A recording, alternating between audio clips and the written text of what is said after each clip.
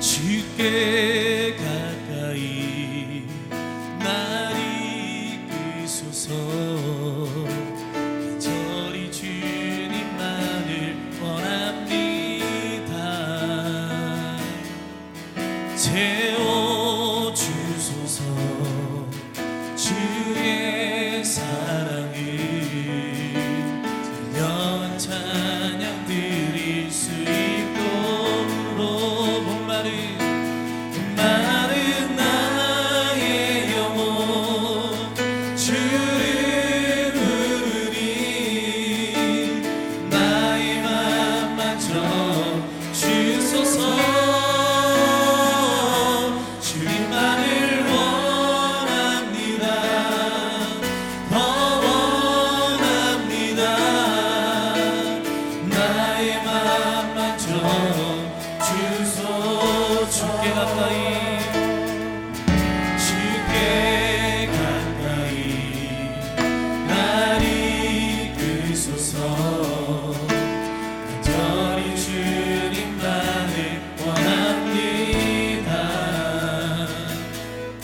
채워주소서. 주의 사랑을 진정한 찬양 드릴 수 있도록 주께 가까이 날 이끄소서. 간절히 주님만을 원합니다. 채워주소서. 주의 사랑을 진정한 찬양 드릴 수 있도록 목마른 나의 영혼 주를 부르니 나의 맘 만져 주소서. 주님만을 원합니다. 더 원합니다. 나의 맘 만져 주소. 목마른 나의 영혼 목마른 나의 영혼 주를 부르니 나의 맘 만져 주소서. 주님만을 원합니다. 더 원합니다. 나의 맘 만져 주소. 목마른 나의 영혼 목마른 나의 영혼 주를 부르니 나의 맘 만져 주소서. 주님만을 원합니다. 더 원합니다. 나의 맘 만져 주소서.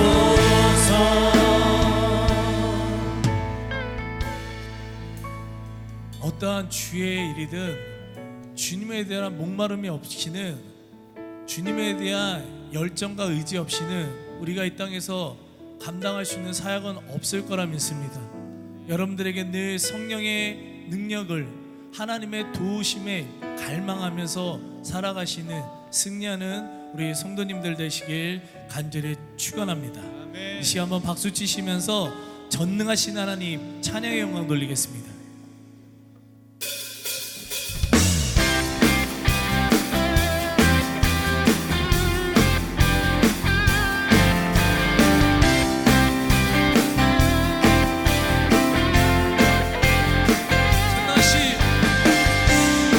전능하신 하나님 지금 함께 하시니 기쁨으로 주 찬양해. 주의 영이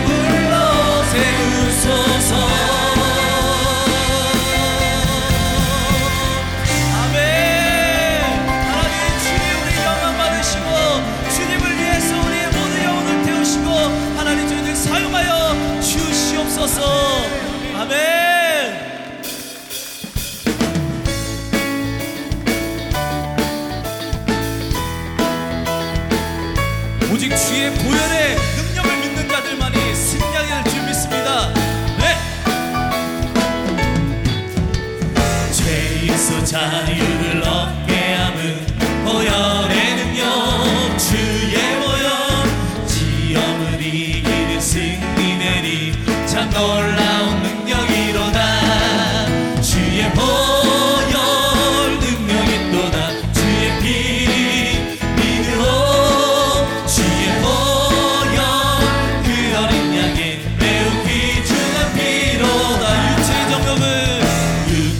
정욕을 이긴 힘은 보혈의 능력, 주의 정욕으로 부전한 마음을 얻게 하니 참 놀라운 능력이 주의 보혈 능력이 또다. 주의 피 믿으오. 주의 보혈 그 어린 양의 매우 귀중한 피로 이게 밝히는 것, 눈보다 너희게 밝히는 것, 보혈의 능력, 주의 보혈, 부정한 모든 것 밝히시니 참 놀라운 능력이로다. 주의 보혈 능력이 또다. 주의 피 믿으오. 주의 보혈 그 어린 양의 매우 귀중한 피로 구주의 복음을 전할 제목, 보혈의 능력, 주의 보혈, 날마다 나에게 찬송 주니 참 놀라운 능력이로다.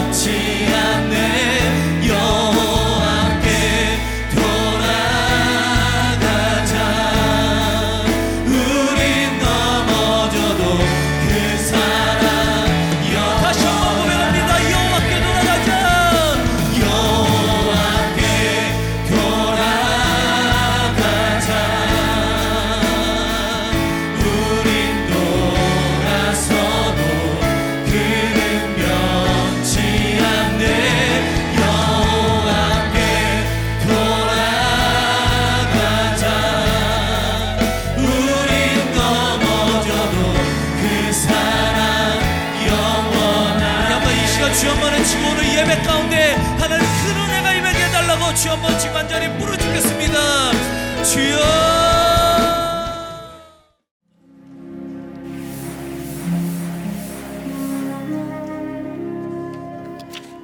오늘의 말씀은 고린도전서 3장 16절에서 17절 말씀입니다.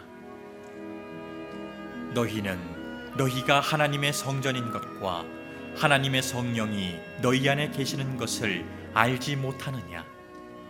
누구든지 하나님의 성전을 더럽히면 하나님이 그 사람을 멸하시리라. 하나님의 성전은 거룩하니 너희도 그러하니라. 아멘. 본문의 말씀을 중심으로 저는 성전의 사람, 그런 제목으로 은혜를 나누려고 합니다. 제가 아까 목사님하고도 얘기를 나누면서 제가 섬놈입니다. 섬에서 태어났으니까 섬사람 그렇게 잘 안 하더라고요. 뱃사람 그렇게 얘기하지 않고 뱃놈, 섬놈 이렇게 얘기하는데 제가 섬놈인데 경기도 홍진군 용류면 무일이라는 곳에서 태어났어요. 초등학교 4학년까지 거기서 제가 살다가 마치 출애굽하듯이 이쪽에 동탄에 와서 제가 동탄에서 초등학교를 졸업하고 중학교, 고등학교 뭐 거기서 다 살았으니까 제2의 고향이나 마찬가지죠. 이제 사실 어쩌면 제가 고향에서 지금 목회를 하고 있습니다. 그런데 제가 어렸을 때 섬에서 기억나는 일들이 몇 가지 있는데 섬 사람들이 가난해요. 그래서 저 도시에서 있는 분들이 이제 그 헌옷이나 뭐 이런 것을 구호물자라고 그랬어요. 저희들이 어릴 때 그걸 이렇게 나눠주면 그날 가슴이 이렇게 두근두근해요. 도대체 그 보따리 안에 내가 입을 만한 옷이 있을까? 내가 입을 만한 옷이 있을까? 근데 저희 어머니가 조금 활동력이 있어서 마을의 부녀회장을 하셨어요. 그래서 이제 보따리를 이렇게 잔뜩 싸놓으면 아무개네 그리고 불러가지고 이렇게 던져주는 걸 했거든요. 근데 이렇게 던져주면 저쪽 집에서 우리 거를 이렇게 보고 저 사람이 생각하길 뭔가 야로가 있어, 이거 지금 뭐가 있어서 이건 더 좋은 것 같지 않았을까 이런 생각이 있어요. 그러면 영식이네 하고 바꾸자 그래요. 그럼 바꾸는 거지. 나중에 펴보니까 먼저 게 훨씬 좋았던 거지 그 집이. 그랬을 때 굉장히 억울한 것 같은 느낌이 있는데 이미 바꿨는데 또 바꾸자 그러기는 좀 그렇잖아요. 그랬을 때 그 옷가지를 들고 집에 가서 보재기를 펼쳐놓고 나한테 맞는 옷이 있는가 이렇게 대보고 이렇게 입어보고 그러면서 마치 그날 새 옷을 하나 입은 것처럼 그렇게 기분이 좋았던 기억이 있는데 섬이라 뭐 별로 그렇게 먹고 살 만한 것들이 이렇게 많지 않았거든요. 그래서 초등학교 가면 건빵 타먹는 신발주머니 같은 보따리를 하나씩 더 들고 다녔어요. 그래서 제가 32명 중에 그래도 반장을 했다고요. 그래서 반장 보고 건빵을 나눠주라고 그래. 다 나눠주고 나서요 수고했다고 한 바가지를 더 주는 거예요. 한 바가지가 옛날 이제 누르스름한 양재기 국그릇만한 거 조그만한 거 그거 한 바가지 수북하게 주는데 하나를 더 줘요. 그러면 그렇게 뿌듯할 수가 없었어요. 그런데 그 마을에 유일하게 재밌는 일이 하나 있는데 그것이 뭐냐면 엿장수가 오는 날이에요. 어떻게 갖고 왔는지는 모르지만 니아카를 끌었어요. 그리고서는 가위질을 쩔깍쩔깍 하면서 막 사람을 부르면 제일 그 동네에서 큰 마당에서 친구들하고 막 놀다가 그 소리가 나면 아이들이 누구도 얘기를 안 했는데 다 흩어집니다. 왜 흩어지겠어요? 고물 가지러 가는 거예요. 그때 고물은 어디 있었느냐? 마루 밑에 있었어요. 마루 밑에서 딱 보면은 말이죠. 거기 옛날에 양은솥 아시죠? 양은솥. 어르신들 좀 연배가 되시는 분들은 아실 거예요. 양은솥을 떼워서 썼다고요? 이해가 안 되실 거예요. 떼워 그리고 다니는 분이 있었어요. 그러면 그 양은솥을 가지고 그 어느 동네에 제일 그래도 큼지막한 마당 그 집으로 팍 들고 달려오면 나부로 말이죠. 나부로 어떻게 해가지고 녹여서 아래 위로 탁 눌러가지고 떼워주면 한동안 그걸 썼어요. 떼우다 못 쓰는 양은솥은 마루 밑으로 가는 거예요. 마루 밑으로 가고 저희 어렸을 때는 그 섬에 석산이 있었어요. 돌을 깨가지고 이렇게 이제 큰 배에다 실어서 무트로 뭐 내가서 아니면 뭐 섬에 선창을 쌓는다든지 이런 거 이렇게 그런 걸 하는 용도로 이렇게 할 때 보면 이분들이 뭐냐면 쇠붙이를 계속 쓰다 보면 이게 무뎌지면 풀무질을 해가지고 그 앞부분을 잘라내요. 그 잘라낸 거 주스러 가는 거예요. 여러분 어렸을 때 무슨 뭐 어느 도령을 무슨 뭐 철공소에서 뭐 못을 달궈 가지고 던져줘 가지고 그걸 집다가 깜짝 놀랐다는 뭐 그런 동화책의 얘기처럼 이걸 빨리 집어야 되지요. 식기 전에 내 것으로 만들려면 경쟁자가 몇 있으니까. 그래가지고 그냥 그걸 어떻게 손으로 집었다간 되니까 발로 팍 해가지고 내 앞으로 쇠붙이 요것 많은 거 그거 주스려고요. 그리고 그때 당시는 어머니들이 머리를 빗어서 머리가 빠지면 덜덜덜덜 뭉쳐서 옆에 갖다 이렇게 끼워놨다가 그것도 팔아먹었다고? 지금 말도 안 되는 얘기 같지만 사실입니다. 근데 어머니는 누가 박물 장사가 이 머리에다가 바구니에다 해서 무슨 뭐 바느질 하는 시일에 뭐 이런 여러 가지 잡다한 물건을 이고 오면 그 머리를 주고 뭘로 바꾸냐? 빨래비누, 아지노모도 미원, 당원. 모르는 사람은 그냥 모르고 넘어갑시다. 설명하기 어려우니까 그런 거 하고 바꿔요. 근데 우리는 뭐 하고 바꾸겠어? 엿이나 손가락에 끼우는 뻥 튀기 이거 하고 바꾸는 거야. 그때만 해도 제가 목사감은 목사감인가 봐요. 다른 사람하고 조금 달랐어요. 왜 그러냐면 비닐에다가 그걸 막 비료포대 같은 데다 넣어가지고 이게 무거우니까 들고 가긴 아프잖아요. 질질질질 막 끌고 가는 거예요. 그런데 저는 꼭 하나를 더 가지고 왔어. 그게 뭐냐면 부엌에 가면 뒤에 이렇게 돌아다 보면 큰 대바구니가 있다. 그걸 머리에다가 뒤집어 쓰고 이걸 끌고 막 가는 거예요. 그래가지고 이제 고물을 지금도 신기한 것은 그 아저씨가 탁 열어봐요. 그리고 들어봐요. 그러면 값이 나와. 근데 뻥튀기 주는 거는 늘 똑같아. 여러분 그렇게 하고 비료포대에다 해가지고선 뻥튀기를 나눠주잖아요. 그럼 어디다 받겠어 뻥튀기를?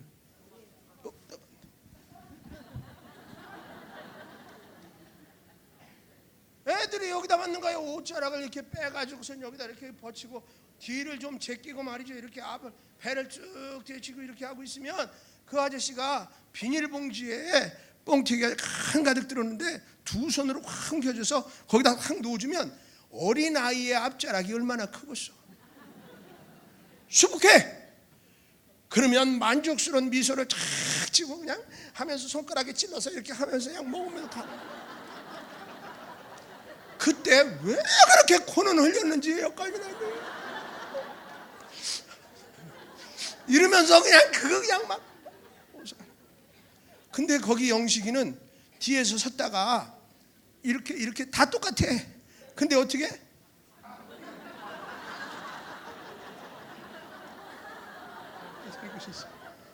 그러니까 이 아저씨가 똑같다니까 큰 움큼을 이렇게 두 손으로 해서 담아주는데 바구니가 워낙 크니까 쫙 깔려. 그러면 저도 그걸 보면서 만족스럽지 않아요. 쫙 깔렸으니까. 근데 그 아저씨도 왠지 미안한 것 같아. 그래가지고 한 번을 꼭 더 받아가는 사람이 여기 있어. 그게 좀 남다르죠. 보니까 여러분 시편에 내 입을 넓게 열으면 채우리라고 그랬어요. 오늘도 이곳에 오게 된 것도 하나님의 뜻과 섭리가 계신 줄로 믿고 사모함이 가득할 때 사모하는 것만큼 하나님이 은혜 주실 줄로 믿습니다. 할렐루야. 그 말 하려고 길었어요. 여러분 사모함이 가득하시기 바랍니다. 저는 그냥 하나님의 말씀을 전하는 것이고 여러분이 은혜 받고자 하는 욕심만큼 은혜가 넘칠 줄로 믿습니다.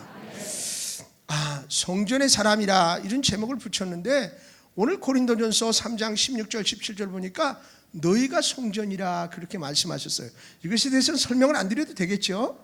우리 각자가 하나님의 성전이에요. 할렐루야. 그런데 성전을 얘기하려고 그러면 아마 예루살렘 성전을 꼭 한 번은 짚고 넘어가고 싶어요.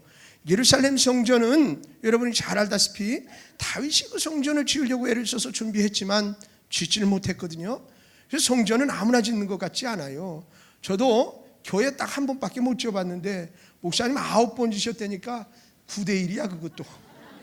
보니까 적든 크든 성전을 건축한다는 게 아주 만만하지 않더라고요. 돈만 있다고 되는 것도 아니고요, 생각만 있다고 되는 것도 아니더라고요. 정말 하나님의 성전을 이렇게 건축해서 봉헌한다는 것이 보이지 않는 악한 세력과의 영적인 싸움이 이루 말할 수가 없어요. 이루 말할 수가 없어요. 그런데 이 예루살렘 성전도 마치 다윗이 뭐 물질이 부족했겠어요? 왕으로서 무슨 뭐 지위가 부족했겠어요? 그런데도 하나님이 허락하지 않으시니까 안 됐다고요. 근데 솔로몬이 그 성전을 지을 때 보니까 얼마나 오랫동안 정성을 들였는지가 나타나는데, 여러분 그 성전을 짓는데 연인은 18만 5,300명이 동원됐어요. 하나도 안 놀라네. 여기는 워낙 목사님의 배짱의 마인드가 크니까 도대체 뭐 그건 뭐 네. 거기 보면 저 네바논에서 백향목을 찍어다가 그것을 잘라내고 그것을 운반하고 그러는 사람들, 그 다음에 돌을 그 성전 안에서 뭐 소리를 내지 않는다고 미리 다 다듬어서 날라오고 뭐 이렇게 하고 거기서 관리 감독하는 사람들, 뭐 이런 사람 다 앞에서 18만 5천 명이 넘는 인원이 동원돼서 몇 년? 네, 세월도 길어요. 그렇게 오랜 세월 동안에 건축을 했다고. 근데 예수님께서 이 땅에 오셨을 때 예루살렘 성전을 제자들과 같이 방문하게 됐어요. 제자들이 그걸 보고 사실은 어떻게 보면 좀 시글촌뜨기인데, 아이고 선생님, 예수님 이 성전 기둥, 와 대단, 이것도 대단하고. 그때 당시는 여러분 그 이스라엘이 로마의 속국으로서 그 속국의 지배자가 이스라엘 사람들에게 어떻게 하면 잘 보이고 이 사람들의 마음을 사로잡아서 윗사람에게 내가 이 사람들을 잘 다스렸다고 인정을 받을까 연구를 해보니까, 연구를 해야 돼요. 안산에 교회 주려면 안산을 연구해야 되거든요. 그런 것처럼 이 사람이 그 일을 감당하면서 연구를 해보니까 이스라엘 사람들은 하나님 성전 중심으로 살더라 그 말이에요. 그래서 이 성전을 대대적으로 리모델링, 지금으로 말합니다, 보수공사를 해줬어요. 그러니까 이스라엘 사람들의 마음이 조금 흐뭇하기도 했겠죠. 그런 선심 공약을, 정책을 폈단 말이에요. 그러니까 과거에 예루살렘 성전이 지어졌을 때보다 더 화려했죠. 그러니까 지금 제 성지순례를 가보거나 이럴 때 보면 어떤 그 성전, 크고 아름다운 성전 보면 회교도가 뭐 들어와 가지고서는 뭐 할 때는 덧칠을 해가지고 건물 안에 벽에다가 덧칠을 해가지고 자기들의 그림을 다 그려놓고, 그 다음에 또 다시 이제 뭐 기독교들이 점령하면 그걸 또 덧칠해서 기독교적인 그림을 그리고 마치 그런 것처럼 그런 어떤 일들이 일어났어요. 그러니 솔로몬 때 성전보다 더 화려하고 아름다운 성전이었는데 우리 주님이 말씀하시기를 이 성전을 내가 다 헐어버리겠다. 돌 위에 돌 하나도 남지 않게 그렇게 하시겠다. 여러분 어쩌면 이 예루살렘 성전은 이스라엘 백성들의 마음이고 하나님의 임재의 어떤 현상이고, 그런데 그 예수님이 그 성전을 헐으시겠다는 거예요. 그리고 성경을 통해서 보면 참새 한 마리가 떨어져 죽거나 낙엽 하나가 떨어지는 것도 그분의 허락이 있어야 된다는데, 근데 사실은 예루살렘 성전이 어떻게 됩니까? 다 피폐하게 돼서 여러분 로마의 티투 장군에 의해서 다 멸망되어지고, 지금 이스라엘에 가서 예루살렘 성전이 있는 곳을 가보면 성전이 없어요. 그리고 통곡의 벽이 있다고요. 그것도 남자 여자가 나눠서 들어가게 돼 있어요. 가보신 분들도 계시겠지만, 근데 그거는 뭐냐면 예루살렘 성전이 아니라 예루살렘 성전을 짓기 위한 터에 축대를 쌓아서 잘 평평하게 땅을 만들어 놓은 것에 불과하지 성전은 존재하지 않는단 말이에요. 여러분 성전은 우리 마음의 성전이 가장 중요해요. 할렐루야. 제가 교회를 지면서 저도 적은 교회를 지었지만 참 영적인 도전을 많이 받았어요. 그래서 하나님 앞에 기도할 수밖에 없는 상황이 될 수밖에 없어요. 하나님의 기도해. 그래서 나는 저는 생각하기를 어떤 물리적인 힘을 동원해서 이 교회를 어떻게 지어야 될까라는 것에 초점을 맞추고 기도를 했는데 하나님의 응답은 전혀 그렇지가 않은 거예요. 그러면서 뭐라고 말씀하시냐면 내가 내게 맡긴 성도들의 마음의 성전을 잘 일구어라. 그러면 이 성전은 내가 건축하리라 그러시는 거예요. 할렐루야. 그러니 하나님이 원하시는 것은 보이는 아름다운 성전 건물보다는 성도들 각자의 마음의 성전이 더 귀중하시다라는 것이 돼요. 여러분 보세요. 유럽의 성전들이 얼마나 아름답습니까? 대단합니다. 근데 성지순례 가가지고 너무나 멋있으니까 거기서 배경으로 해서 뭐 사진도 찍고 막 뭐 이게 꼭대기 첨탑을 손가락질하면서 찍고, 그때 당시에 많은 신부들이 이 성전을 어떻게 화려하게 짓느냐를 고민하고 있었어요. 그래서 하나라도 더 하늘 높이, 더 화려하고 아름답게. 그럴 때 그들이 실패한 것이 뭐냐? 성도들의 마음의 성전을 짓는 일은 실패했다고 저는 보는 거예요. 식사 대접을 해서 맛있게 얻어먹으면서 자기들의 고민거리가 있는데 대한민국에 가시더라도 목사님들께서 꼭 기도해 주세요. 그 기도의 제목이 뭐냐면 이 교회가 우리 교회가 아니라 독일 원주민들, 말하자면 그분들의 교회인데 우리가 빌려서 몇 시간을 빌려서 이제 예배를 드리는 거죠. 그런데 이 교회가 경영이 어려워서 내놓았더니 이단이 사기로 계약을 했다는 거예요. 에? 그래서 우리는 이제 예배를 드릴 자리를 잃어버리게 생겼으니 목사님들 위해서 기도해 주십시오. 그렇게 얘기를 해요. 유럽의 교회들이 자꾸 그런 현상들이 일어나고 있다고요. 과거에 우리는 유럽 교회를 배우려고 하고 본받으려고 했는데 몇몇 교회를 빼고는 사실은 본받을 만한 교회가 그렇게 많은가? 라는 의문이 들 만큼 되어진 상황이 되었어요. 저는 대한민국 교회도 어쩌면 위기 중에 하나라고 생각해요. 그래서 감리교회를 비롯한 어떤 교회가 됐든, 감리교회가 됐든 장로교회가 됐든 중요한 것이 무엇이냐면 너와 나와의 싸움은 이제 그만해야 됩니다. 저는 지금 대한민국의 위기 중에 하나는 정치가 어떻고 뭐가 어떻고 그건 그것이에요. 우리는 그리스도인으로서 가장 중요한 것은 우리들이 마음의 성전을 바로 세워나가는 일, 다시 말하면 온전한 그리스도인이 되는 일이 이 나라 생존의 마지막 보루라고 생각해요. 아멘. 그렇기 때문에 우리에게 큰 사명이 있어요. 그래서 내 교회가 어떠냐, 내 교단이 어떠냐 지금 싸울 때가 아니라 영적 위기요 전쟁이라고 생각해요. 전쟁은 어떻게 하는 거냐? 너나 지금 싸우다가 말고 다 놓고 그거부터 막아서 이겨놓고 그 다음에 이제 나눠서 얘기해야 될 때라고 생각해요. 저는. 아멘 안 하시네 이상하게. 저는 기도하는데 그런 마음이 자꾸 들던데. 여러분 그래서 오늘 우리가 온전한 성전의 사람이 되자. 그래서 구약시대 때 성막을 이렇게 우리가 공부해 보면 성전 안에 반드시 필요한 것이 있었어요. 4가지예요. 시간이 없어서 그냥 빨리빨리 50분 만에 제가 설교를 끝내야 된다고 그러는데 저도 옛날에 퀴즈도 이렇게 써면서 해보니까 압박감이 조금 있긴 하더라고요. 자 보세요. 4가지가 필요한데 첫째가 뭐냐? 법궤입니다. 법궤 안에 무엇이 들었어요? 또 뭐 들었어요, 그렇죠? 항아리도 들고 지팡이도 들고 그랬어요. 근데 이 법궤는 무엇을 상징하느냐 하면 말씀을 상징하는 거예요. 그걸 뭐 나눠서 이렇게 풀이해서 공부를 하려면 한참 걸려요. 그러니까 빨리빨리. 제가 감리교회 목사고요. 그냥 공부를 조금 하려고 애썼던 사람이기 때문에 틀린 얘기는 잘 안 합니다. 그러니까 믿으시면 됩니다.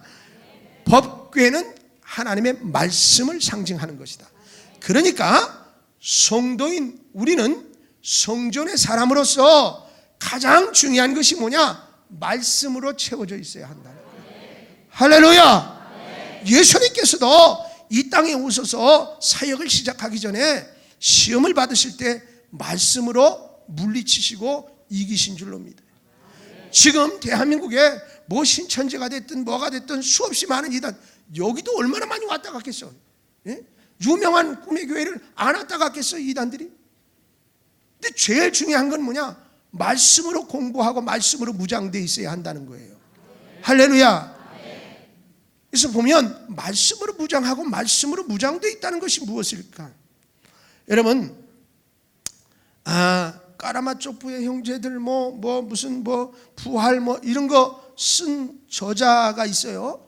고조 옛날 소련 사람이고 지금은 이제 러시아 사람인데 토스토예프스키라고 그런 사람이 있어요. 그렇죠? 예. 그 사람이 28살인가 그렇게 됐을 때 불건전한 어느 단체에 가입했다는 명목으로 그 단체가 발각되면서 체포가 됐어요. 실화를 제가 얘기하고 있어요. 체포가 돼가지고 그때는 뭐냐면 일종의 군법 재판 비슷한 거예요. 그래갖고 그냥 심리 이런 거 오래 안 걸려.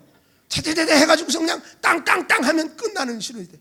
그래서 재판을 끝내는데 이제 그 사람이 책임져야 될 그 형량이 뭐냐면 사형이야. 근데 가만히 생각해 보니까 너무너무 억울한 거예요.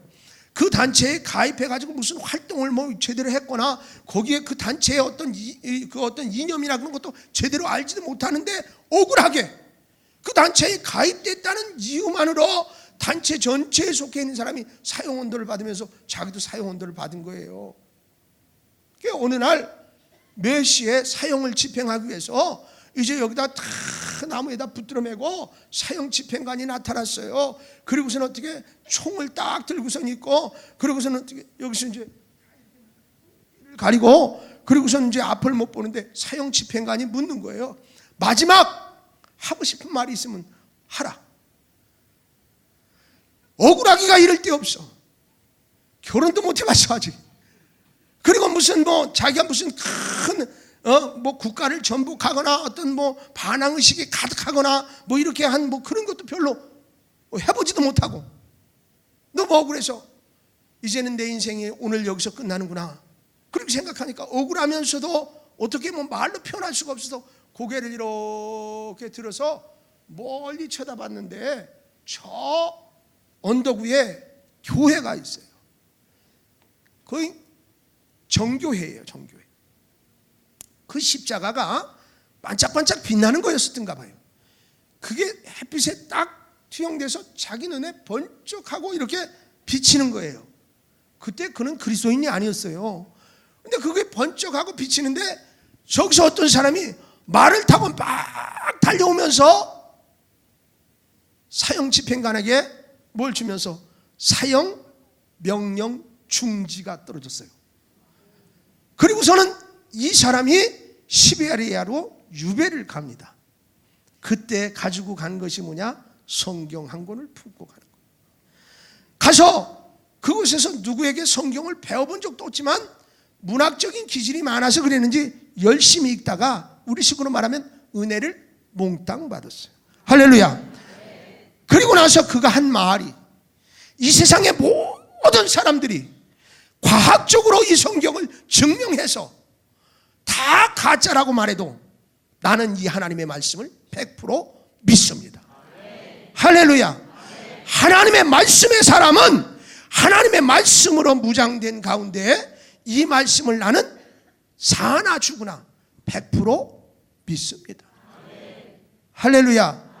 말씀의 사람은 그런 거예요. 그러니 이 말씀을 옛날에는 막 그랬어요.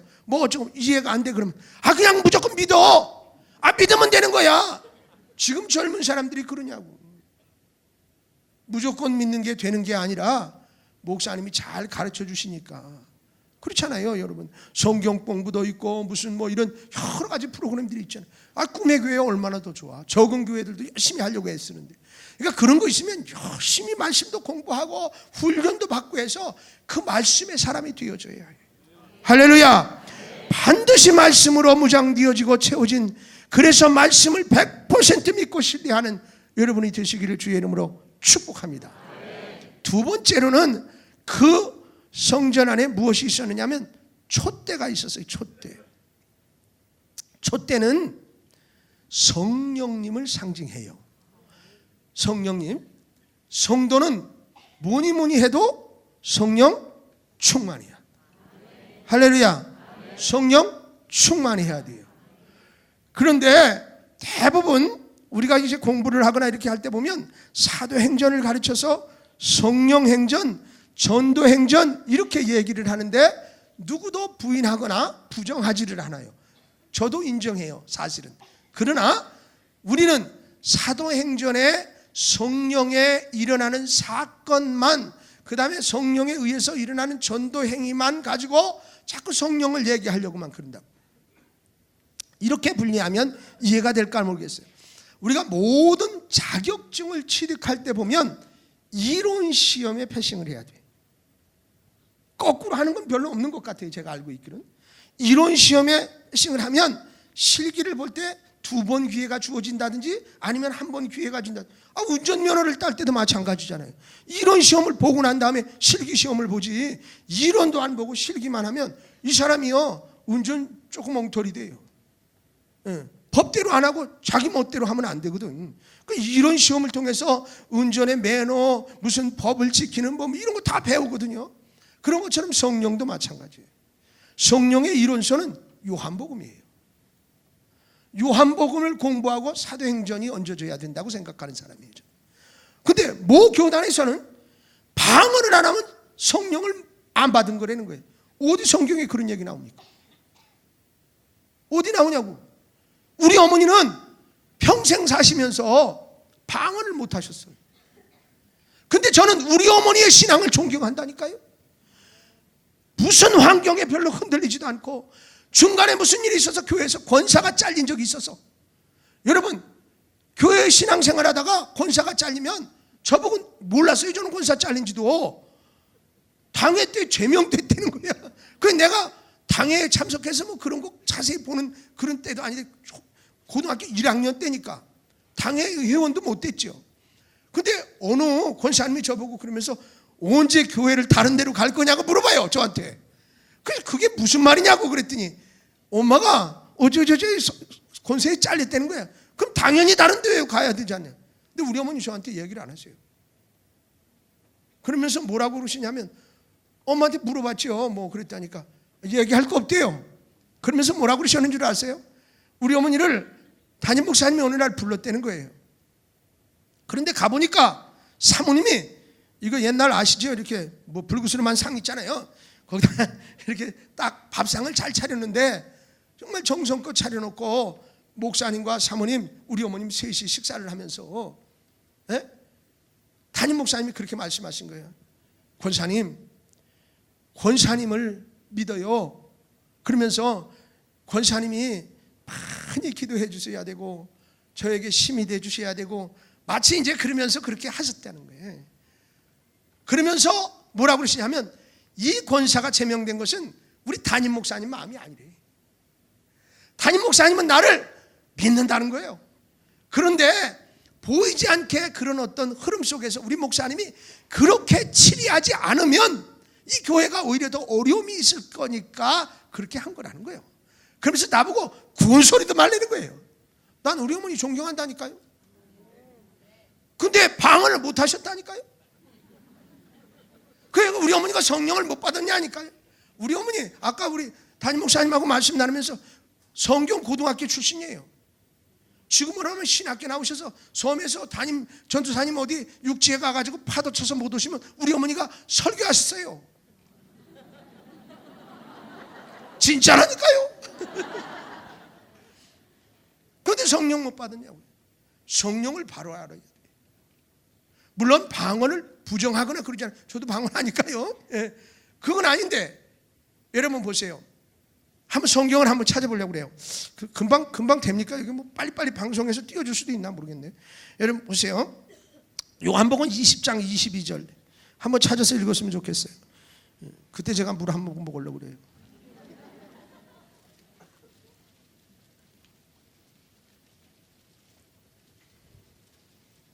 자, 그냥 찾으신 분 같이 읽겠습니다. 시작.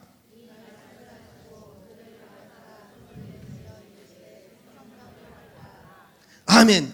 예수님께서 어떻게 하시면서 숨을 내쉬면서 가라사대 성령을 받으라 그랬어요. 참 이게 해석이 좀 묘한데요. 제가 옛날에 좀 그냥 뭐 이렇게 부흥에 비슷하게 뭐 어디 왔다 갔다 이렇게 한 적이 있었어요. 많이 뭐 한 3년간. 근데 구국기도원인가 뭐 이렇게 하는 뭐 그런 데를 갔어요. 근데 거기는 여자분들이만 계세요. 그리고 신학생들도 여자들만 있고 그렇더라고요. 저는 안 물어봤어요. 근데 그냥 목사가 대충 눈치는 9단은 넘어요. 그래서 제가 눈치를 이렇게 판단을 해보니까 쫄병은 위에는 흰 저고리, 아래는 까만 치마를 입었더라고. 근데 계급은 아니겠지만 목사 안수를 받고 높은 사람은 뭐 땡땡이 무늬도 있고 뭐 이렇게 이제, 근데 다 아래 위에 유관순누나 같은 그런 치마 저고리를 입으셨어요. 예, 뭐 있어요. 김승보라고 이렇게 그런 분들. 근데 제가 거기에 초청을 받아서 강사로 갔어요. 그래서 이제 거기는 기도원 비슷한 데이기 때문에 이런 의자가 없고 다 마룻바닥이에요. 그러니까 앞에 그 치마 저고리 흰색의 까만 옷을 입은 분들이 쫙 앉아 있고, 그리고 이제 이 원장님이 찬송인도를 막 하시더라고. 찬송인도를 이렇게 하면요 어느 박자도 다 맞아. 그렇죠. 이렇게 하면 어느 박자도 다 맞더라고. 그러면서 막 뒤집었다 제쳤다 부침개를 계속 붙이시더라고. 그러면서 막 찬송인도를 하더니 나중에 찬송인도가 빨라지니까 자주 뒤집더만 이게 막 자주 뒤집더니 다 같이 통성으로 오늘 은혜 받기를 사모하며 기도합시다 그러더니 주여 3번 부르더니 막 기도를 하는데, 제가 뒤에서 이제 저 제일 맨 뒤에 앉아서 저도 이제 찬송을 뭐 하는 대로 막 박수를 쳐가면서 같이 강사가 안 할 수 있나 해야지. 그래서 막 했어요. 근데 나중에 이 앞에 있는 그 여자분들, 신학생들 같은 그런 분들 박수를 이상하게 쳐요. 여러분 보신 분이 있을는지 몰라. 이렇게 쳐. 아 진짜라니까요. 아 걔들은 그걸 꼭 해요. 그래서 제가 이게 박자가 빨라지니까 이거 어떻게 해요? 빨라지는 거예요. 그래서 하도 날갯짓을 많이 하면 뜰라나? 아니 그런 생각을 그냥 머릿속에 얼른 지나가더라고. 그래서 앉아가지고 쳐다봤어. 그랬더니 막 이러는데 이게 빨라지니까 진짜 엉덩이가 들썩들썩해요. 무릎 꿇고 앉아가지고 그게 뜨나 그랬어. 뜨지는 않더니 이 원장님이 성령을 받으라 그러면서 쫙 그러더니 그 다음에 어떻게 하는 줄 알아요? 저는요 그때요 애들이 장난할 때 따발총 쏘는 거 이렇게 총 쏘는 줄 알고요 이렇게 숙였어요. 이렇게 아이 막 그러는 거예요 그냥. 근데 그 손가락질을 해 또 이러면서. 아니 그래서 이게 무슨 징조냐 이게. 지금 여기 내가 여기 왜 왔는 건가, 내가 무슨 설교를 지금 해야 되나. 설교 준비는 해갖고 갔는데 머리에 온갖 막 별 생각이 다 들어. 지금 생각해보니까 그때 얼마 뒤에 이제 생각을 했더니 이 말씀을 가지고 성령을 받으라 그러면서 마치 어떤 사람은 뭐 벌려 그러면서 뭐 떠먹으라 뭐 그러는 데 있었다니까요. 진짜로 우리는 상상을 못할 거지만 옛날에 그랬다. 그래서 마치 요한복음 20장 22절을 가지고 예수님께서 숨을 내쉬며 가라사대 성령을 받으라 그러니까 입으로 막 떠받아서 먹어야 되는 거 모양 막 뭐 별 이런. 여러분 이 말씀이 무엇인 줄 아셔야 돼요. 성령은 어떤 것이냐, 방언을 하는 것만이 성령 받은 것은 아니에요. 그렇다고 방언을 무시하거나 방언을 또 낮게 보거나 그런 건 전혀 아니에요. 그런데 성령은 어떤 것이냐, 예수 그리스도의 호흡으로 숨쉬며 사는 사람이 성령 받은 사람이에요. 자, 이 말의 의미가 무엇이냐 하면 잘 보세요. 일단 사람이 무슨 일을 하다가 화가 나면 어떻게 되는지 아세요? 숨이 거칠어져. 누가 어디 마라톤을 뛰거나 힘들지도 않았는데도 숨이 거칠어져요. 그래서 그놈이 다른 여러분, 근데 모든 삶은 리듬이에요. 그러면서 뭐냐, 리듬이 깨졌다고 그러잖아요. 리듬이 깨졌대. 운동선수도 막 그냥 경기를 잘하다가 갑자기 못하게 돼요. 슬럼프에 빠졌대요. 리듬이 깨졌대요. 여러분, 예수 그리스도의 숨심의 리듬을 잃어버리지 않고 사는 사람이 성령 받은 사람. 자 보세요. 그 미란 씨 있잖아요. 역도 선수. 역도 할 때 아시죠? 꼭 다리를 딱 장충 벌리고 딱 잰 다음에 요걸 이렇게 잡고서는 그 다음에 해 안 해?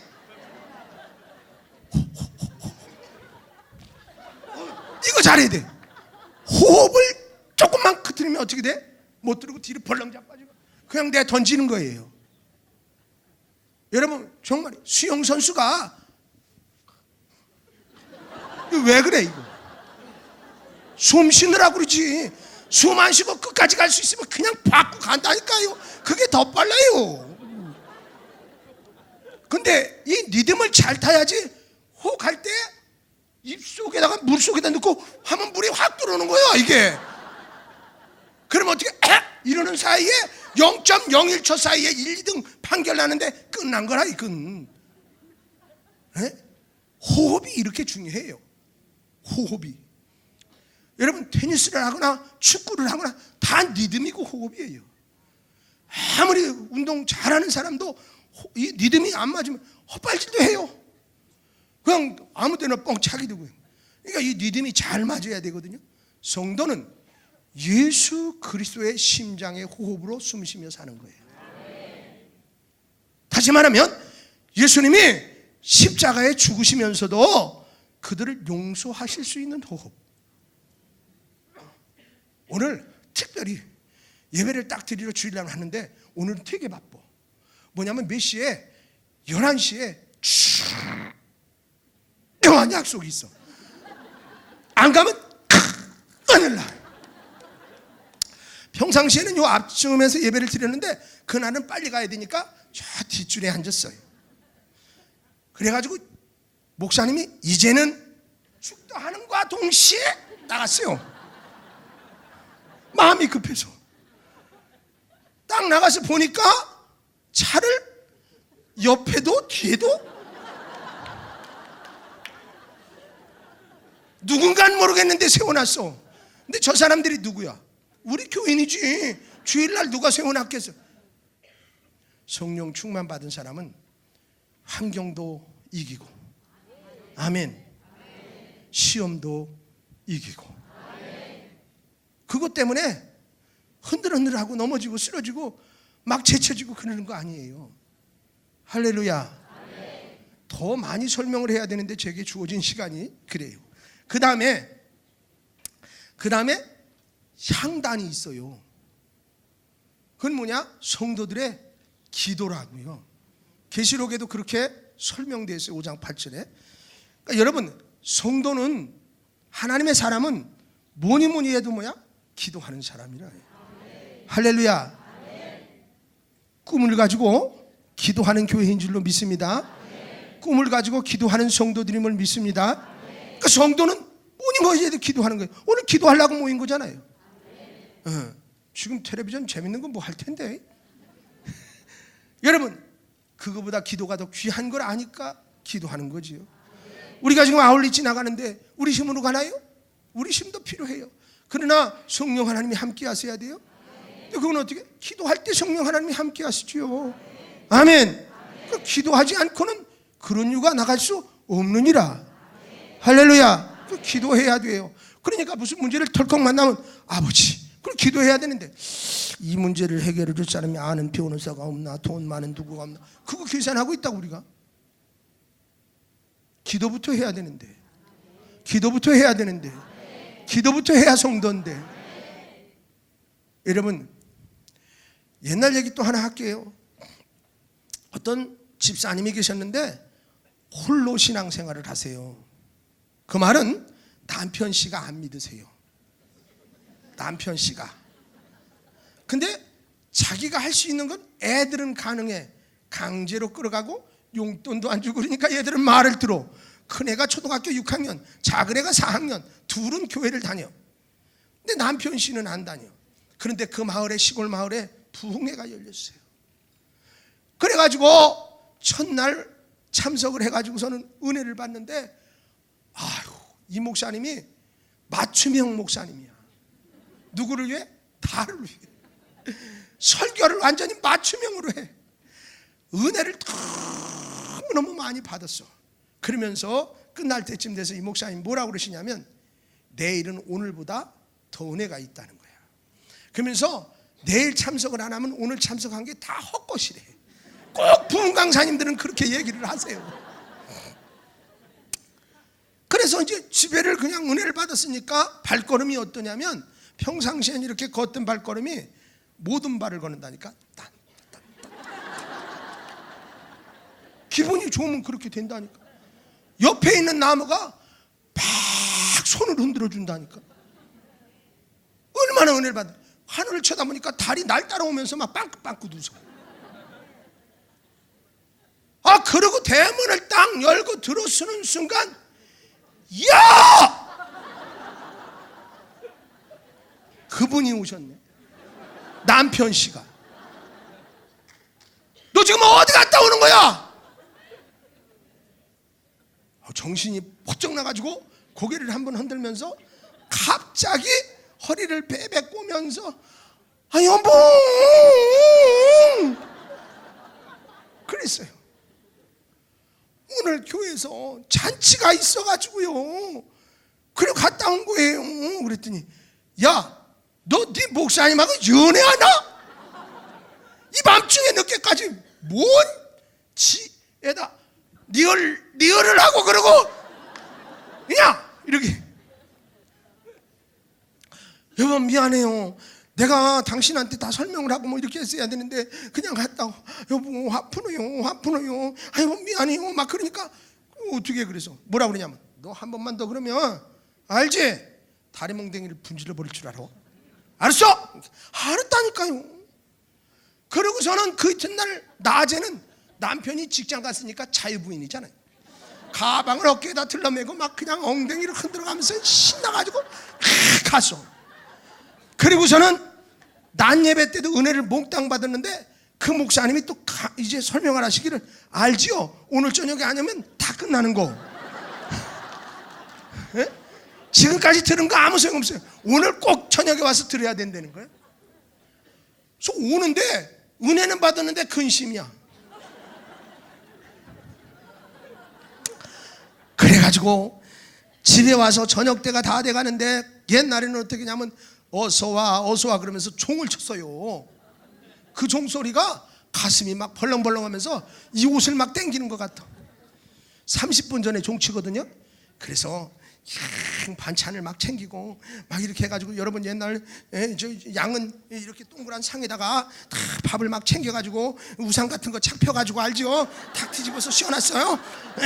그렇게 하고 생전 안 하던 짓을 했는데 쪽지를 하나 찢어가지고, 여보 사랑해요.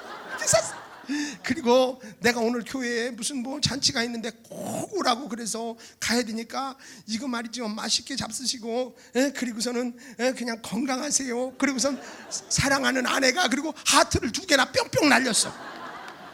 그래 거기다 적어놓고, 그리고 이제 교회를 간 거예요. 가서 말씀 들을 때는 다 잊어먹었어. 잊어먹지 안 잊어먹어요? 그냥 신나가지고 막 말씀을 막 다 듣고 나서 막 신나가지고 올 때도 공중공중 뛰면서 왔거든요. 거의 집 앞에 다 와서 보니까 가슴이 두근두근거려. 여러분, 문을 딱 여는 순간에 그 쟁반상이 마당으로 확 날아가는 거야. 그러면서 막 비타민C가 막 쏟아지는 거야. 그냥 여긴 시계 어디 있어요? 다 됐네 시간. 그래가지고 이 집사님이 마당에 그냥 털썩 주저앉았어. 너무 겁나기도 하고 막 그러니까 털썩 주저앉았어. 그러면서 어떻게 했으면 좋겠어요? 여러분 같으면 빨리 말해요. 시간 없어. 기도해야 돼?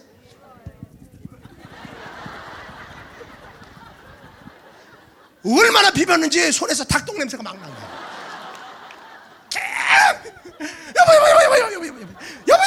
여보 얼마나 빠른 줄 알아요? 1초에 몇 번 하는 거야. 여보 내가 잘못했어. 내가 막 이러서 닭똥 냄새가 나도록 빌었다니까.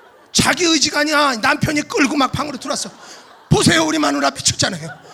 미쳤잖아요. 그러는 사이에 그 소리를 들리는 순간 눈을 실금 떠서 보니까 목사님이 뒤따라 들어오고 남편이 와서 그런단 말이에요.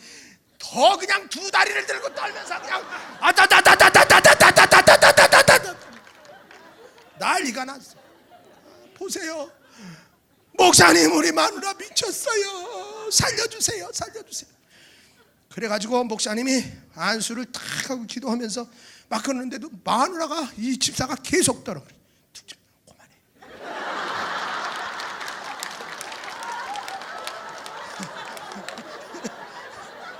어떻게 했어요? 그만해. 그러니까 이분이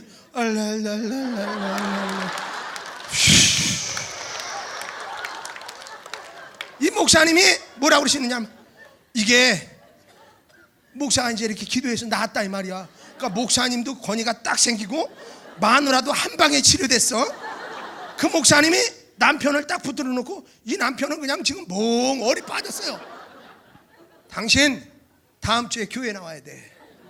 교회를 안 나오면 당신 마누라 또 미쳐. 어떡할 거야? 그러니까 가만히 생각을 해보니까 마누라 미치는 것보다 나은 것 같잖아. 그래서 그 남편이 알았어요. 거짓말하면 안 돼. 하나님이 다 보고 듣고 계셔요. 만약에 당신이 주일날 빼먹다면 그날로 미쳐버릴 거라고. 그리고 애들이 있는데 애들 앞에서 이제 아빠가 이렇게 약속하고 안 지키면 안 된다고. 알았습니다. 그 다음 주일날 어떻게 됐겠어? 교회를 갔지. 그리고 1년 뒤에 부흥회가 또 나왔어. 자기도 모르는 사이에 막 기도하다 보니까 옆에 사람들이 다 얼떨떨떨떨떨떨떨떨 그런단 말이야. 그래가지고 달은 훤하게 떴는데 마누라하고 둘이 손잡고 이렇게 교회를 나오면서 남편이 옆구리를 툭 치면서 그랬대. 작년에 당신 그랬더니 그 남편이, 이 부인이, 그래서 억울해요? 그러니까 그렇지는 않아. 여러분, 성도는 기도해야 합니다. 기도하면 하나님이 역사하세요. 할렐루야. 마지막으로 빨리 시간이 넘어서 이거 시간 약속 안 지키면 안 되는데, 마지막에는 이 화목제를 지내는 전설병, 진설병을 드리는 건데, 이 떡이 자부지간 덩어리가 커요. 12덩어리인데 12지파를 상징하는 거고 커요. 이것은 무엇을 말하는가 하면 나눠 먹음을 의미하기도 해요. 그런데 제사법이 여러 가지가 구약시대 때 있는데 화목제를 위한 제사가 있어요. 그 제사는 다른 제사와는 조금 특별해요. 왜냐하면 제물을 하나님 앞에 드렸고 제사장의 몫을 떼고 나머지는 다 사람들이 나눠 먹어야 돼요. 근데 나눠 먹지 않으면 성경에 보면 그 나눠 먹지 않으면 그 제사 지냄이 헛것이 되고 오히려 자기에게 불이익이 생긴다라고 레위기서에 보면 있어요. 그런데 이 나눠 먹는다는 것이 얼마나 중요한 의미가 있는가 하면, 가령 소를 한 마리 잡아서 제물을 드려서 제사를 드렸다 그러면 제사장 목 다 떼고 이것저것 떼고 그러면 최하 800에서 1000근이 남는데요. 그러면 지금은 몰라도 그때 당시에 1000근의 소고기를 다 먹으라 그러면 쉽겠어요? 요즘 같으면 뭐 금방이지 뭐 인터넷으로 딱딱 하든지 아니면 뭐 카톡이나 무슨 페이스북 이런 거 해가지고 소고기 공짜로 먹으러 오라 그러면 그냥 뭐 모자라지. 여기 꿈의 교회에 당연히 소 한 마리 갖고도. 근데 그때는 어려워요. 그래서 최대한 사람을 뭐냐면 많이 동원하는 게 관건이야. 많이. 그런데 우리 교회에 이 집사가 있는데 정말 싫어. 나는 그 집사만 없으면 교회에서 아주 참 신앙생활 잘할 것 같아. 왜 그러냐? 이씨라 그런지 이간질을 그렇게. 그 사람만 싫은 게 아니야. 조 집사는 왜 이렇게 조잘조잘거리는지 난 그 집사가. 김 집사는 얘기만 했다면 김새는 소리만 하는 거야. 죄송해요. 성씨 그런 분 있으면 이해하세요. 그래서 평상시에는 이렇게 하고 인사도 잘 안 했어. 근데 오늘 사람을 많이 동원해야 되니까 진짜로 싫은데 부른 거야. 근데 여러분, 나는 내가 상상할 수 없을 만큼 이 집사가 소고기를 그렇게 잘 먹는 줄 몰랐어. 좌우지간 7인분을 먹어주는 거야. 그러니 그 집사가 얼마나 고마워. 빨리 고기를 먹어야지 되는데 그 집사가 얼마나 고맙냐. 사랑하는 여러분, 성도는 이 집사도 김 집사도 조 집사도 나하고 어떻게 이런 사람이 아니에요. 성도는 화목의 사람이어야 돼요. 그래서 내가 아직 용서하지 못한 사람이 있으면 나는 온전한 성전의 사람이 아니에요. 나는 시금치를 진짜 싫어하는데 시댁 때문에 싫은 거야. 시어머니 얼굴만 떠오르면 시금치를 들었다가도 놔. 그러면 나는 온전한 성전의 사람이 아닌 거예요. 성도 간에 화목해야 돼요. 원수도 사랑해야 돼요. 용서해야 돼요. 정리하겠습니다. 여러분, 우리는 성전의 사람입니다. 첫 번째 뭐예요? 말씀. 두 번째 성령 충만. 세 번째 기도. 네 번째 화목. 자동차의 네 바퀴 같아요. 하나가 펑크나면 잘 안 달려져요. 그렇죠? 아무리 비싸고 좋은 배추 뭐 좋은 걸 타도 바퀴가 펑크나면 제속력을 낼 수가 없어요. 그런 것처럼 여러분의 심령에, 여러분의 성전이 이 네 가지 중에 무엇이 부족한지 오늘 그분에게 나와의 관계 속에서 묻고 채우세요. 채우세요. 온전한 성전의 사람 되어서 마지막 이 시대에 하나님이 필요한 사람으로 마음껏 사용되어지고 쓰임받기를 주님의 복된 이름으로 축원합니다. 기도하겠습니다. 사랑이 많으시고 은혜로우신 하나님, 고맙고 감사합니다. 부족한 종을 사용하소서. 하나님 말씀을 대언케 하심을 감사합니다. 이 말씀이 우리에게 은혜가 되게 하시고 이 말씀이 능력이 되어져서 우리들의 삶의 현장에서 날마다 승리하며 하나님께 영광 돌리게 하여 주시옵소서. 예수님 귀하시고 복된 이름으로 간절히 기도드리옵나이다. 아멘.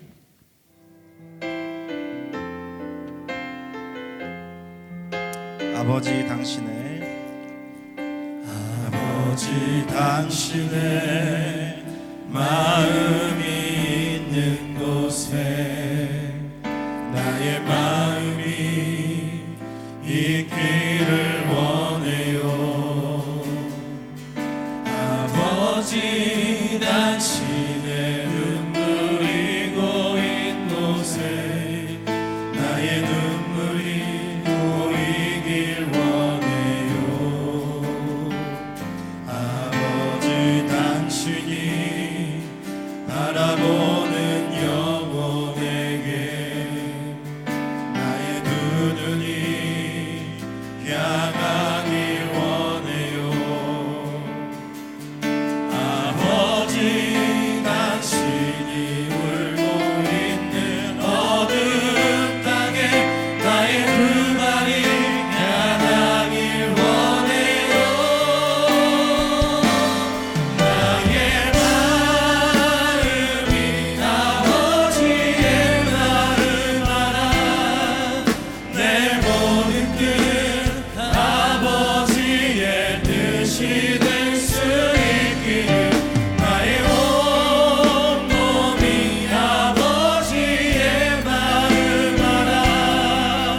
내 모든 삶 당신의 삶 되기를. 이 시간 오늘의 말씀을 기억하면서 정말 우리가 하나님의 성전됨을 또한 고백하며 또한 성전으로 살지 못했음을 주님 앞에 회개하며 우리 주여 한번 외치고 기도할 때에 특별히 우리 아울리치를 떠나는 우리 귀한 성도님들, 정말 우리가 가는 7교회와 우리 성도님들 모든 교회를 위해서 우리 중보 기도해 주시기 바랍니다. 우리 주여 한번 외치시고 통성으로 기도하겠습니다. 주여